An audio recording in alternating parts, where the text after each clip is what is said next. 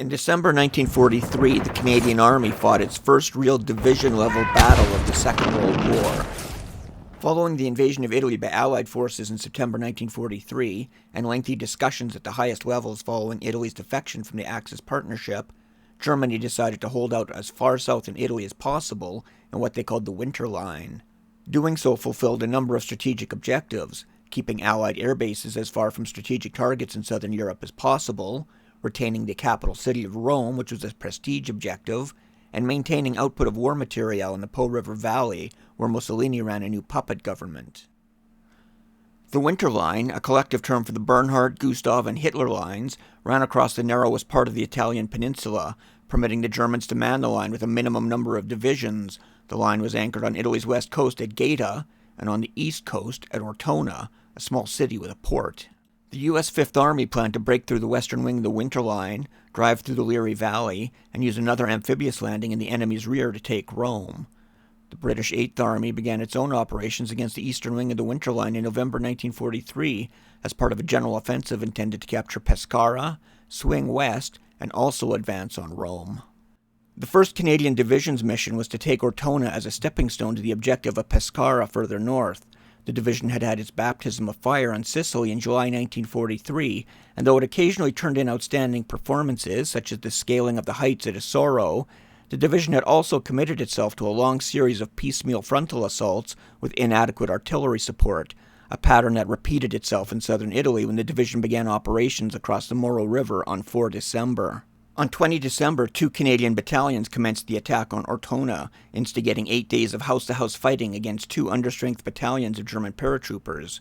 The Germans had prepared the town well, blowing down buildings to block streets, booby-trapping and mining houses, and using tunnels to switch positions. Despite all that, they were unable to prevent the Canadians from advancing north to the town with tank support. On the 27th, to prevent Allied troops from flanking the neighboring city of Orsogna, the German paratroops slipped out of the city after nightfall, yielding the rubbled city to the Canadians.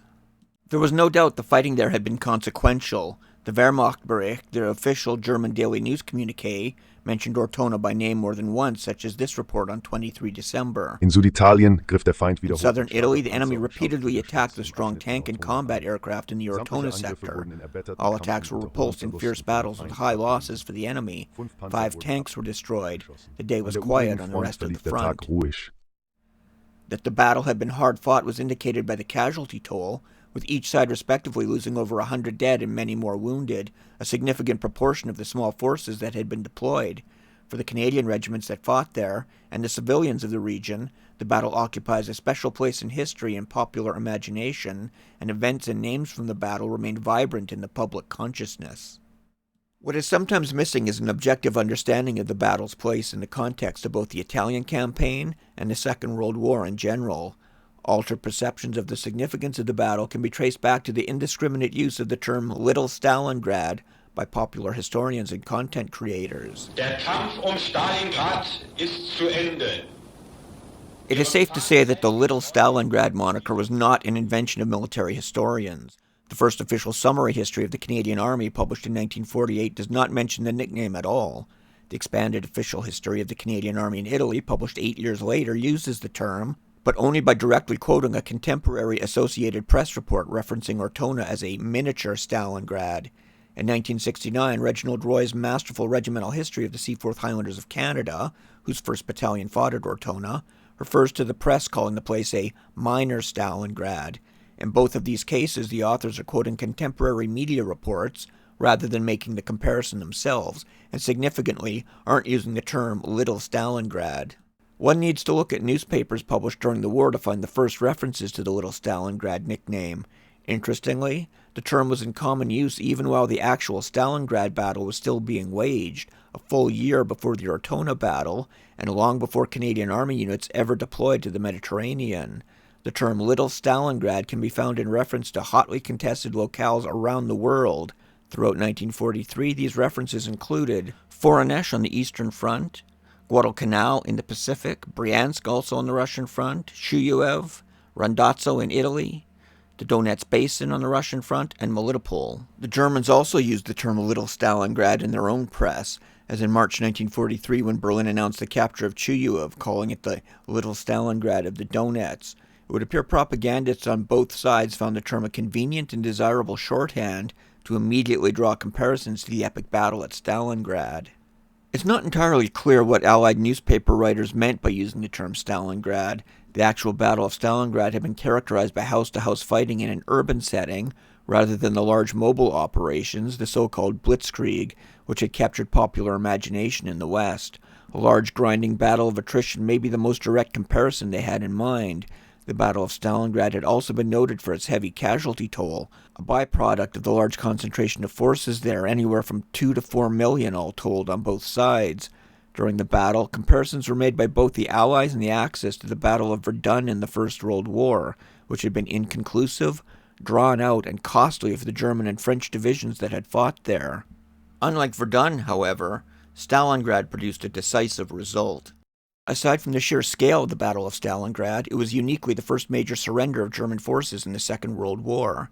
The entire German Sixth Army was encircled and shattered, along with the Third and Fourth Romanian armies. While 40 Axis divisions fought at Stalingrad, less than a third of a single division on either side had fought at Ortona, and there was no mass surrender of any kind. As Mark Zolke noted in his history of the Morrill River campaign, the paratroopers did not surrender en masse at any point of the battle.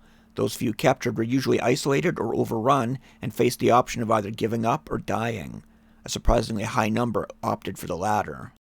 Most significantly, the Battle of Stalingrad had been the first truly decisive Allied victory of the war, and represented a major leap forward for the Red Army as it gained competency in the art of operations. The name of the city was so strongly associated with the concept of a major historical turning point that when Axis forces in North Africa surrendered at Tunis a few weeks later, the word Tunisgrad was coined by the Germans and later used in Allied media and propaganda leaflets. In the months following the Battle of Ortona, it was so common for newspaper writers to describe other battles as Little Stalingrad that there's no historical justification for thinking Ortona should be uniquely tied to that nickname. These other battles included San Vittore, Korsun and the Cherkasy Pocket, Cassino, Velletri, Vitebsk, La Haye-du-Puy, Beggendorf, Stolberg, and even the Kisarjani district of Athens. Anyone today pointing to the Little Stalingrad nickname in reference to Ortona is probably oblivious to how commonly it was applied during the war to other battles as a kind of standard newspaper shorthand.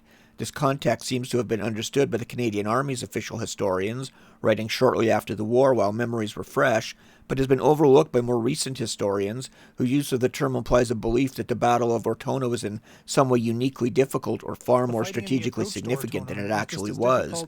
Certainly, those consuming their content have been led to believe so. Simply known as the Gully, was one of the most difficult obstacles faced by the Canadians in Italy during World War II.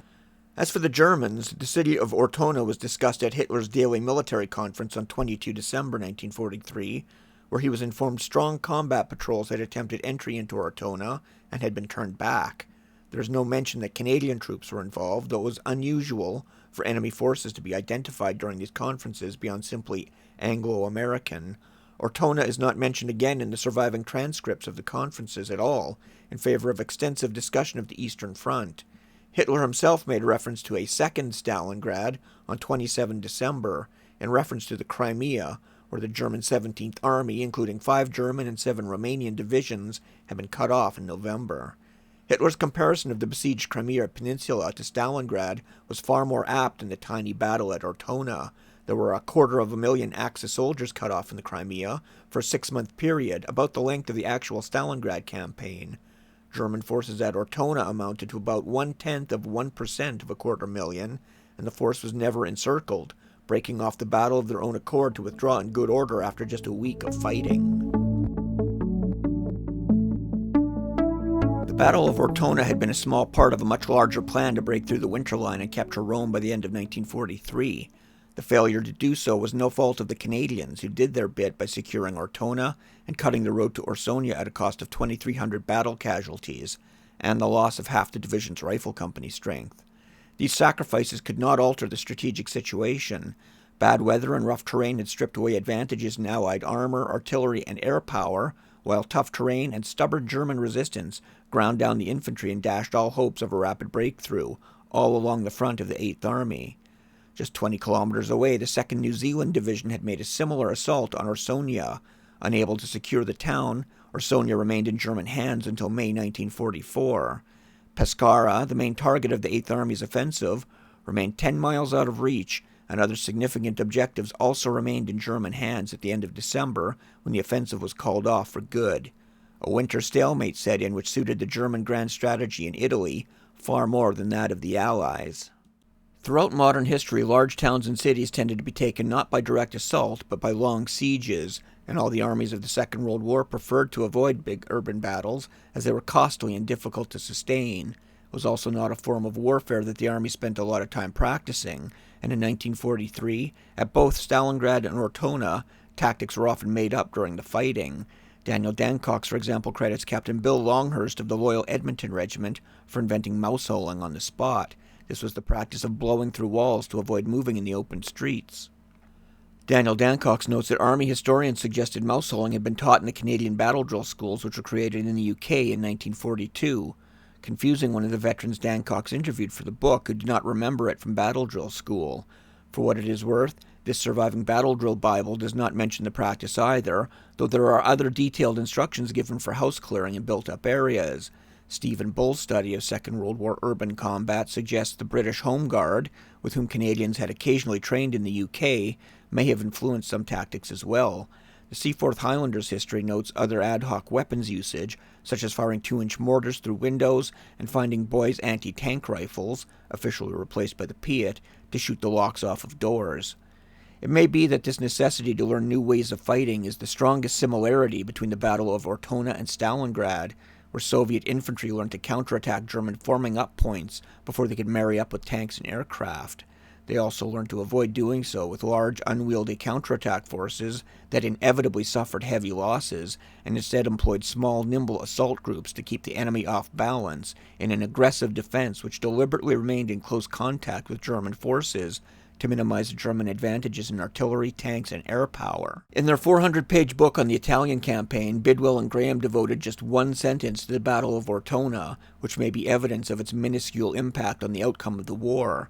They do note further, however, that their clearance of the town remains a model for anyone who is forced to engage in house-to-house combat. There were undoubtedly important and immediate lessons to be learned following the battle, and the techniques the Germans used to defend Ortona were analyzed by a Canadian officer and published in the U.S. Army's Intelligence Bulletin in July 1944. Stalingrad had changed the course of the war.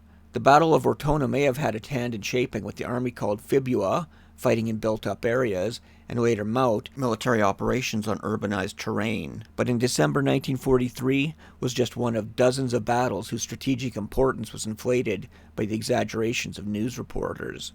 Perhaps the battle at Ortona can best be put into a historical context by noting that the commander of 8th Army, General Bernard Montgomery, omitted the entire late autumn offensive in southern Italy from his memoirs. On page 201, he mentions the first anniversary of the Battle of El Alamein on 23 October, his masterpiece defeat of Rommel a year earlier. On page 203, he relates departing Italy for the UK on 24 December. On the intervening page, he reproduces a poem about his winter coat, with no mention at all of what 8th Army had been doing while under his command during those 9 weeks.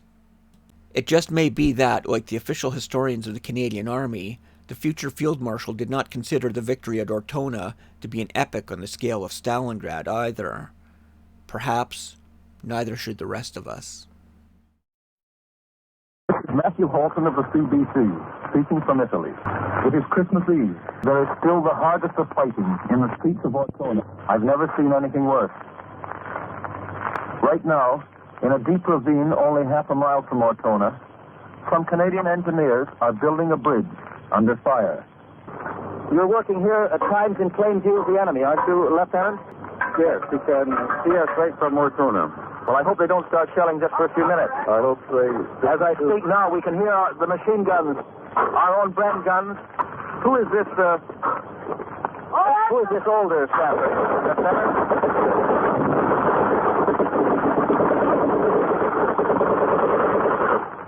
There, you heard some noises, fortunately not enemy. A blast on the bridge, And the machine gunner was one of our machine guns covering this position as the bridge is built.